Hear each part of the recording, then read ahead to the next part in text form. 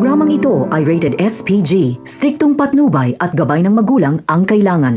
Sa gabing ito ay ipinakalat na nga nila Bong sa kanilang mga kakampi ang nalikom nilang mga armas. Kaya bukas na bukas ay sisimulan na nila ang riot. Habang nasa plaza sila Tanggol ay lalapitan sila nila Bong at dito na magsisimula ang rambulan. Ang akala ni Bong ay masisindak niya si Tanggol, ngunit hindi. Sa una pa lang ay nahalata na nila Tanggol na parang may masamang plano sila Bong. Kaya kahit papaano ay nakapaghanda sila Tanggol. Gusto naman ito ni Tanggol dahil sa init ng ulo niya sa pagkawala ni Mokang ay naghahanap talaga siya ng makakaaway. Kaya naman, masasaksihan ng lahat kung gaano kahalimaw sila Tanggol makipaglaban.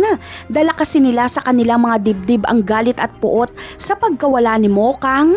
Walang kalaban-laban sila Bong kahit gaano pa sila karami.